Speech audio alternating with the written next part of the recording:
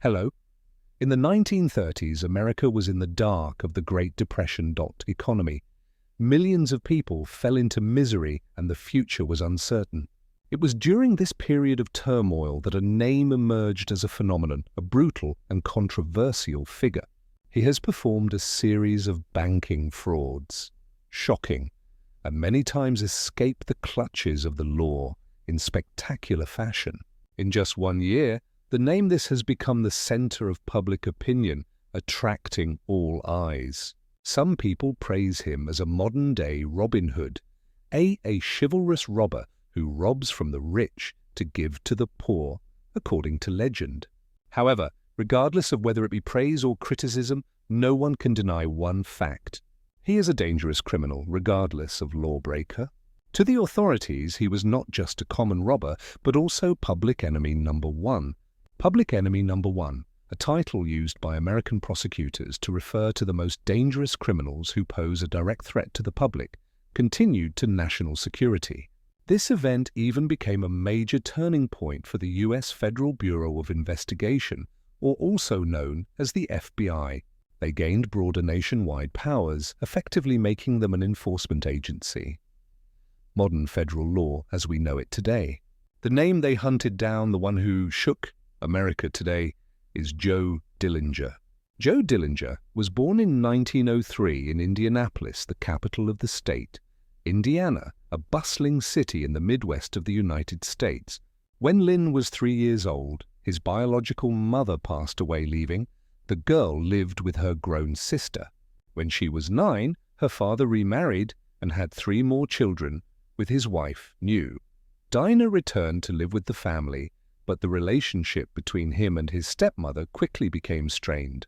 His father, who owned a grocery store, was very strict with his children.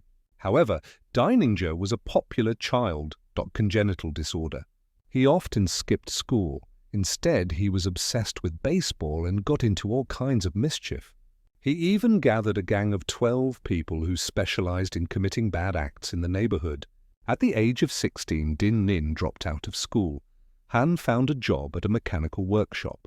To pull his son away from the bad influences of the city, the father decided to sell the old house. The family moved to a farm in Moretview, VW, in the hope that country life would help Dillinger change. But farm life didn't change Din's character. He still went to work every day, and the mechanical workshop was 29 kilometers from home. At night he got drunk and shouted into the doors. It was also during this time that he became fascinated by the story of Jesse James, a cold-hearted robber in American history. Z.C. James was the leader of the notorious James Janga gang that ran rampant in the Midwest, spreading robbery, banks and trains. It is clear that James's image and story have deeply influenced the dark path of Dinger later. In 1922, at the age of 19, he buried a car with friends to go see cotton. But the car had not gone far when it broke down in the middle of the road. The police quickly discovered and took them to the police station. Luckily, Din's father stood up to help him escape from the crime scene. However, this incident made the already angry relationship between father and son even worse. The following year, Dillinger left home and joined the United States Navy, becoming a mechanic on a warship. But only served. The case had not been pushed back for half a year, but he had continuously violated military discipline and had to receive many punishments. The warship was docked at the port, Boston. Dillinger took the opportunity to escape, became a deserter, and never returned. He was eventually tried. The military decided to discharge him without honor, a severe punishment that made him lose all his rights and honor. A soldier virtually ending any chance of future national service. After being expelled, after leaving the Navy, Dillinger returned to his hometown of Moretville. There, he married a girl, 6 years old, and settled down. The couple moved in with the wife's family. Dillinger found joy in soccer. He joined the local team and played as a SP, which is a defensive player in the middle of the field, and the outfield required speed and quick reflexes. Also during this time he met Xing Lon. The two often get together to drink and chat.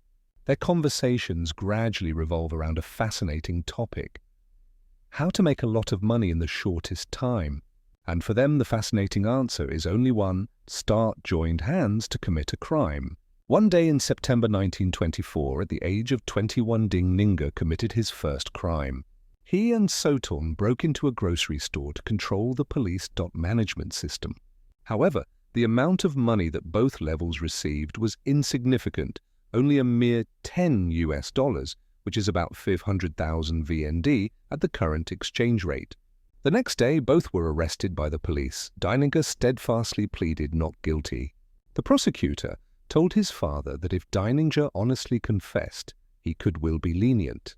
So the father advised him to obediently plead guilty and not hire a defense lawyer. Finally, the court digger was found guilty of robbery with intent to cause bodily harm and conspiracy to commit a crime. The punishment awaiting him is 10 to 20 years in prison. Meanwhile, Singerton, the older man, who had a criminal record, was able to hire a lawyer to defend him. As a result, he was sentenced to between 2 and 14 years in prison. This made Dillinger extremely dissatisfied and angry. He declared loudly that when I leave here, I will return. He became the worst thug you ever saw.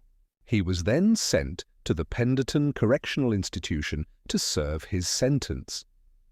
During this time, he tried to escape from prison twice, but failed. Therefore, his sentence was extended by another year. Then Hunger was assigned to work in the prison shirt factory. Thanks to his experience working in the mechanical workshop previously, he was very efficient, able to complete twice the amount of work each day compared to others. Dillinger hopes to become a model prisoner so that he can be released soon. Sometimes he even secretly helps other prisoners complete their work. In doing so, he made several friends who later had a profound influence on Dillinger's life. While in prison, Dillinger wrote to his wife frequently, expressing his hope that he would return soon. But these letters could not save his wife's heart, and 5 years after he was in prison, his wife filed for divorce. The breakdown of this relationship was a heavy blow to Dillinger, and he was shocked from the 2 days later. His request for early release as a model ancestor was denied.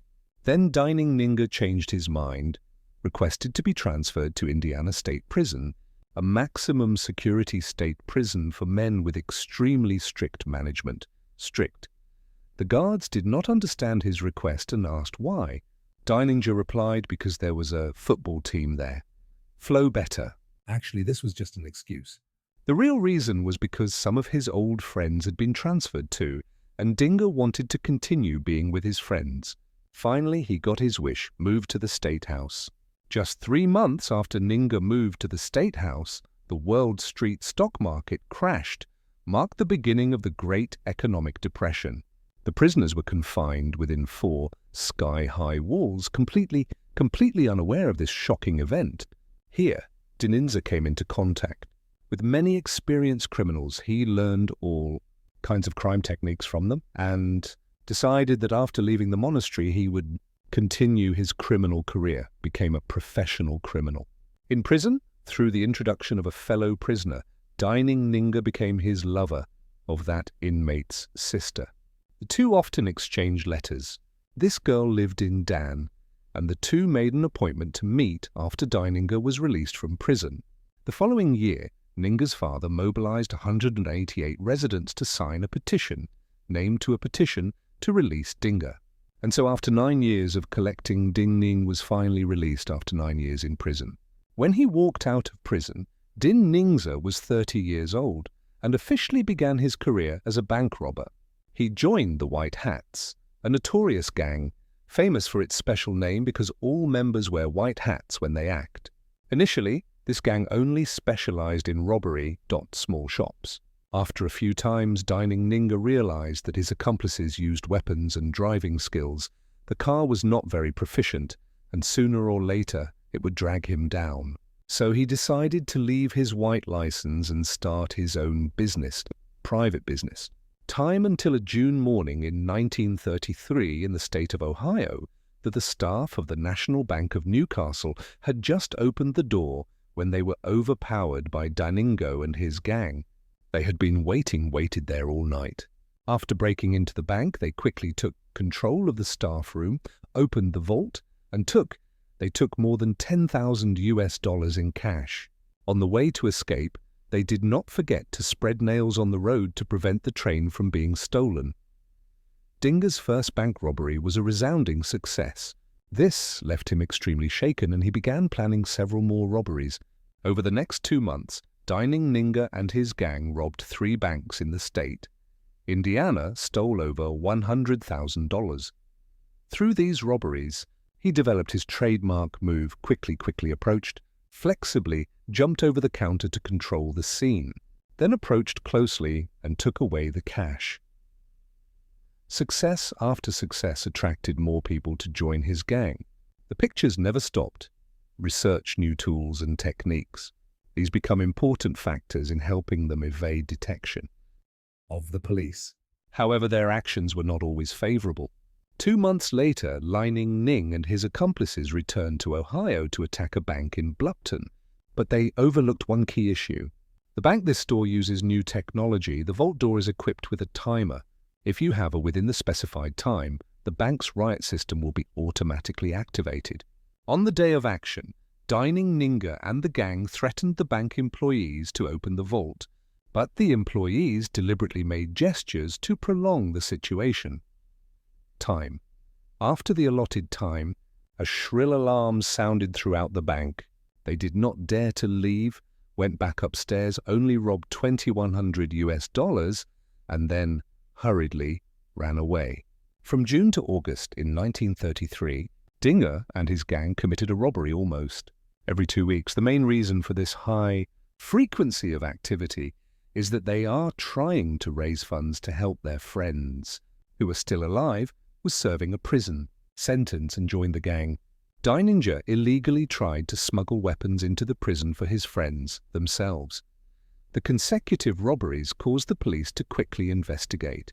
Although they were always a step late, they were also gradually grasped clues, such as the robber's car model, Inger's handwriting, and many other details. Finally, the police identified the Inger and also discovered that he was in regular contact with his girlfriend, who lived in Dayton.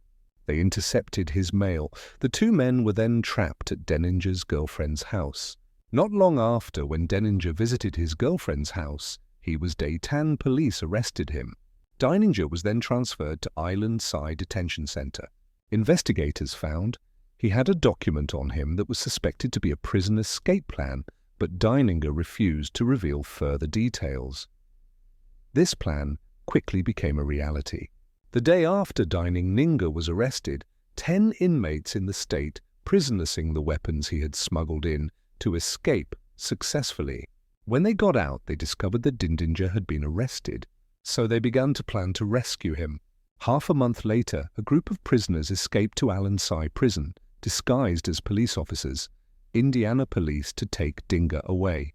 When the sheriff followed procedure and asked for his papers, he was suddenly arrested. Attack. Dillinger was successfully rescued, and the group escaped to Indiana. Because during the rescue process, assault on a school police officer, the severity of the incident was further increased. Ohio State Police asked the Bureau of Investigation to help find traces of Dillinger and his accomplices. This was the predecessor of today's Federal Bureau of Investigation, FBI. Now part of the United States Department of Justice, the agency was primarily responsible for investigating crimes involving support and assistance to local law enforcement agencies, without the right to bear arms and arrest criminals. After passing successfully imprisoned, Nin immediately formed the Dien Din Gang. The friends he made in prison became. The core members included Bill Poto, Marley Clark, and Hamilton. This group immediately began planning new criminal activities. They collected a large amount of equipment with illegal means to prepare for new missions. When everything was ready, the Dillinger gang struck again. They robbed a bank in Green Cattle and took $75,000 in cash and bonds. A series of illegal acts. The gang's rule was quickly reported by the media. To avoid attention, the Dillinger gang decided to move to Chicago, Indiana, to establish a new base. At that time, Chicago was one of the cities with serious crime rates. Organized crime groups operate heavily here. They believing that in Chicago they could easily sell the bonds and assets they obtained and, no matter how lavishly they spent them, would unnoticed. They may also establish ties with other criminal organizations. The amount of illegal money earned quickly spent all of his money by Dillinger. During this time, Dillinger met Freyche at a nightclub, and the two quickly fell in love with each other. To maintain the gang's operating costs, he was forced to strike again. A month later, the Dillinger gang robbed the Raisin Bank in Wisconsin, taking $28,000 in cash and bonds. During this robbery, a bank employee secretly pressed the alarm. Police quickly arrived at the scene.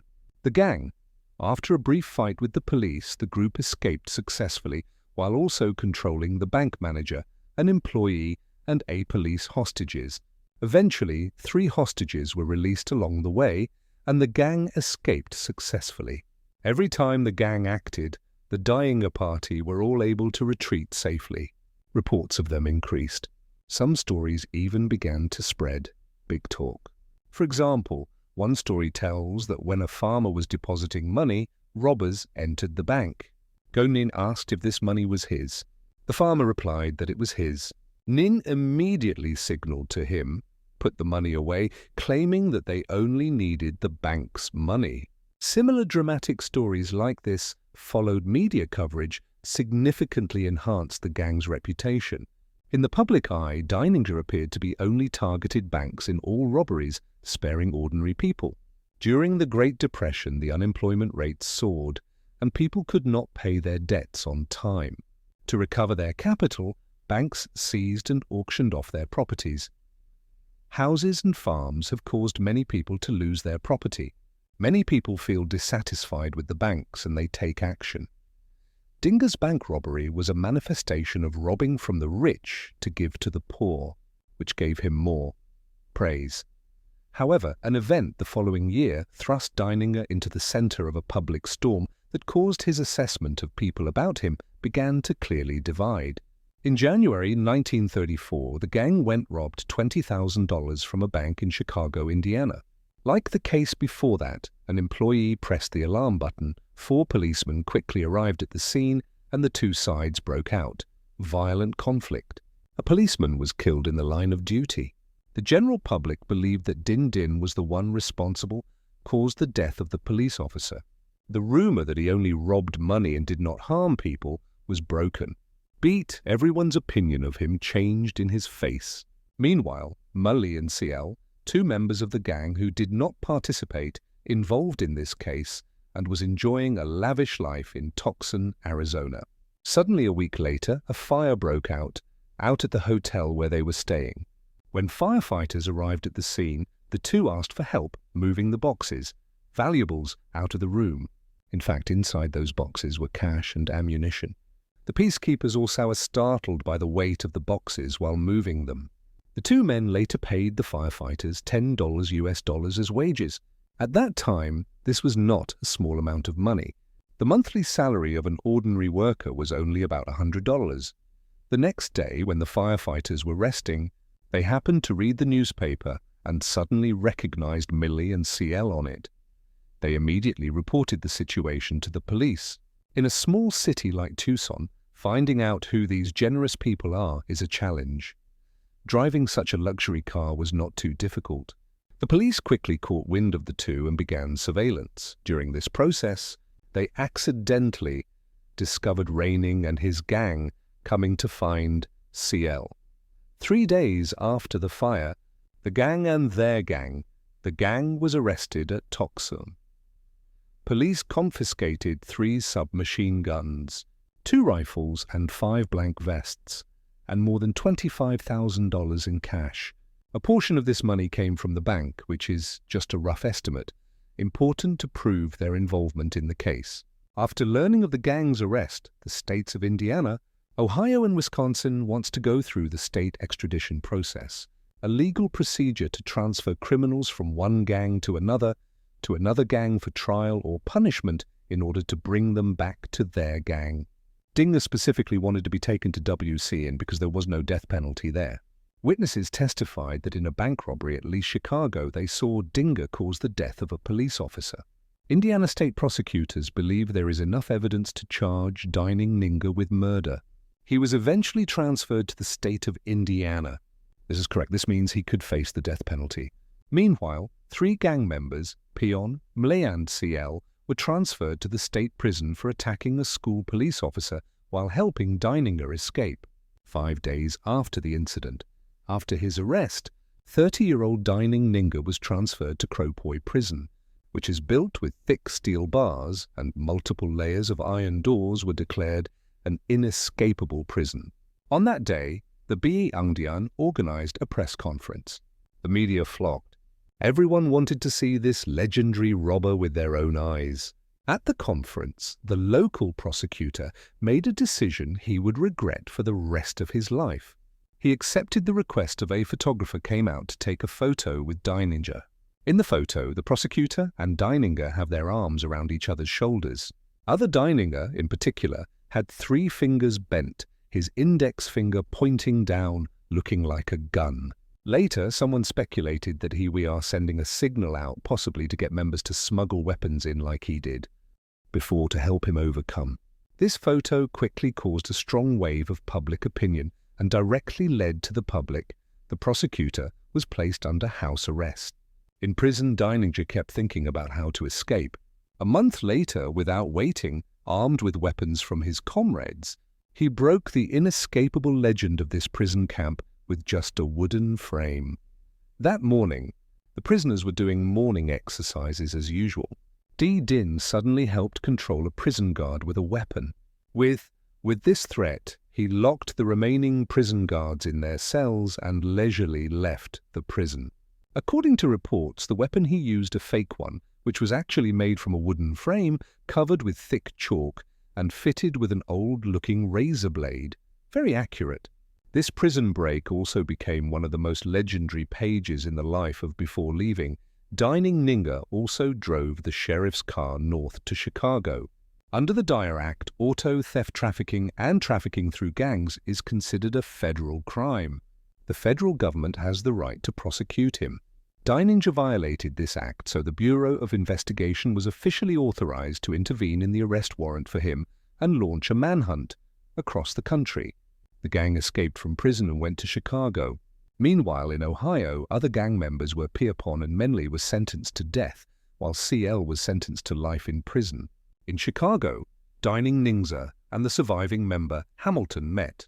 The two decided to recruit more criminals experienced to organize a new gang that became the second-generation Dinger Gang. Key members included Babyface, Nelson, Van Meter, Carroll, and Green.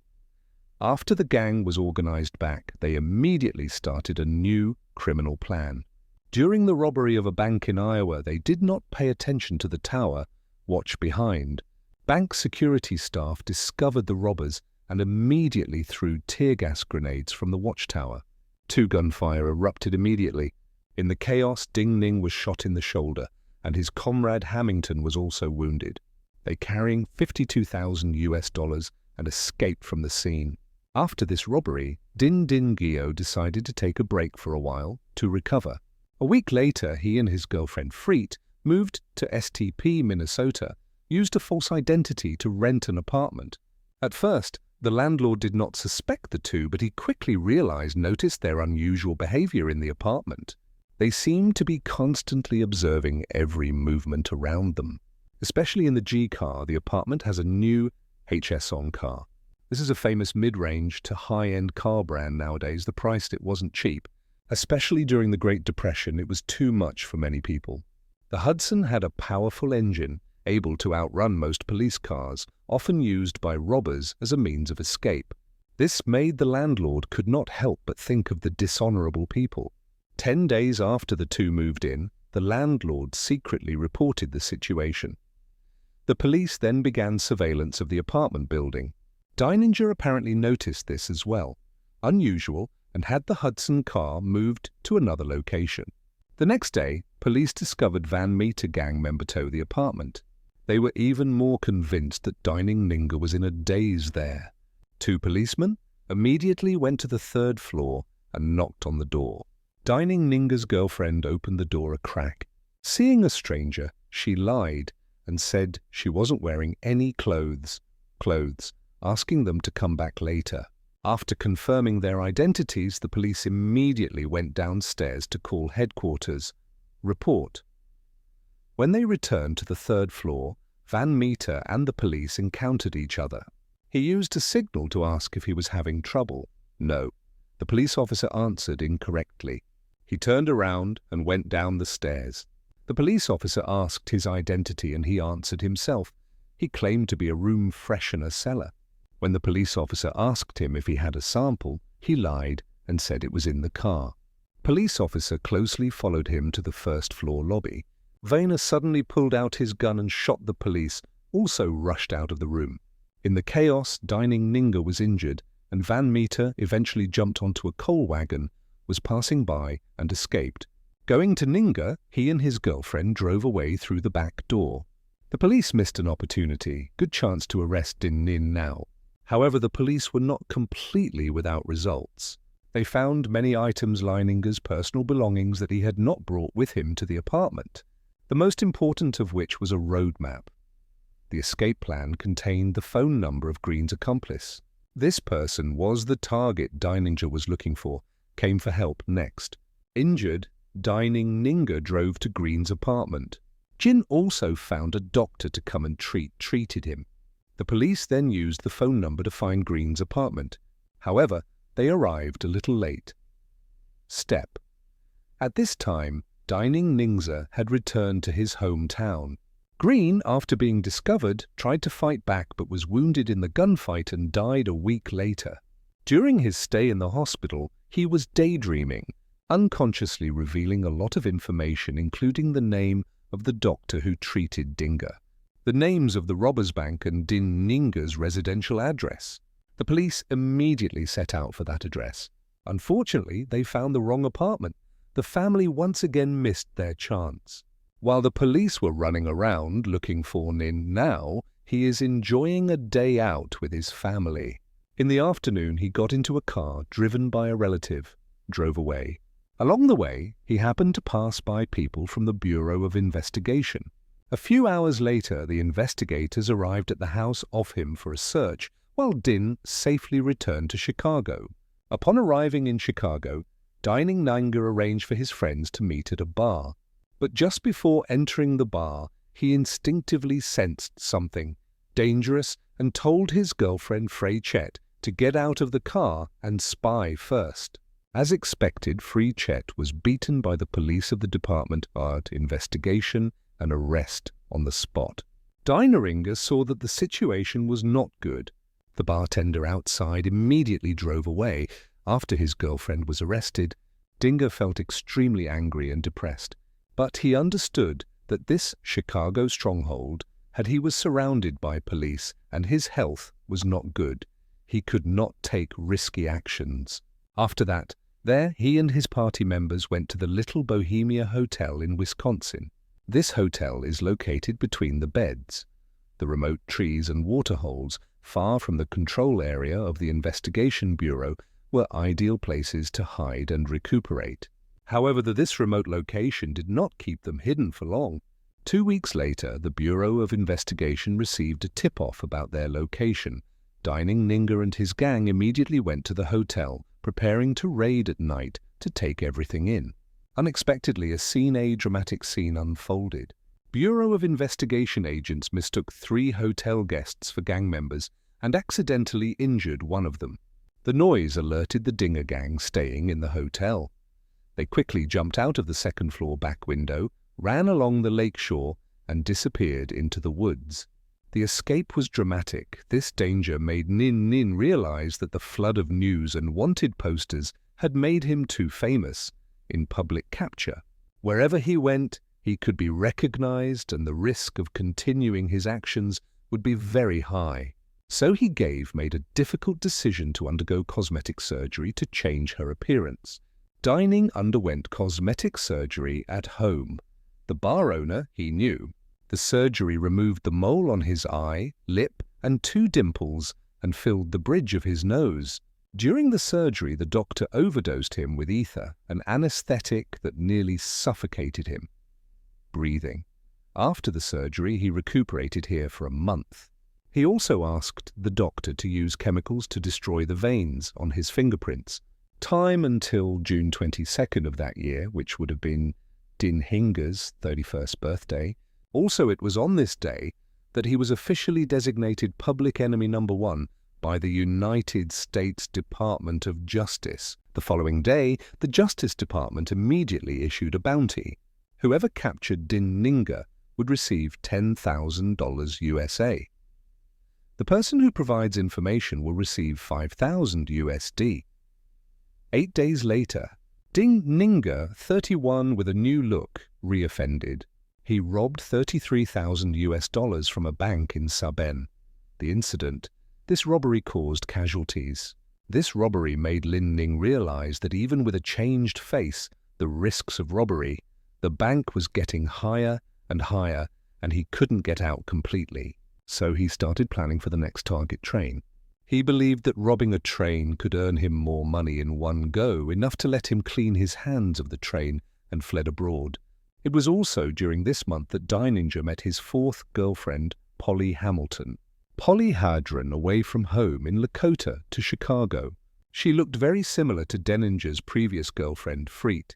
She worked ATA nightclub and lived with the owner, whom we will call the Woman in Red. Dien Nin now met Polly at this nightclub, quickly developed feelings and moved in with Polly. No one expected that this action would lead to the end of his criminal career, and his plan to rob the Fire Clan went up in smoke. Months after Dillinger moved in, the Woman in Red faced deportation from the US because of her business. Her business was suspected of illegal activities, so she proactively approached the investigation department to request information about it, helped them arrest them in hopes of getting the chance to stay in Chicago without being deported. The Bureau of Investigation announced it was willing Toriedi to cooperate. The next day, Dillinger, 10 women in red shirts, go to the movies together. He asked for the location, then she said she went to the store to buy butter and took the opportunity to call the agent. She said they were going to the Biograph cinema that evening, and she will wear an orange dress and sit with 2 people so that the agents can easily find her. At 8:30 it was getting dark. The agents had been lying in ambush around the cinema. They saw Dillinger and 2 women entered the theater. According to the agreement, if they detected Dillinger passing by, they would light a cigar as a signal to act. Now, the thing to do was to wait for the right moment to strike. However, a dramatic scene replayed itself. The staff, the movie theater, mistook the robbers in disguise for robbers preparing to strike and called the police. The agents were forced to explain to the police that they were tracking an important target. 2 hours later, at 10:30 at night, the movie ended.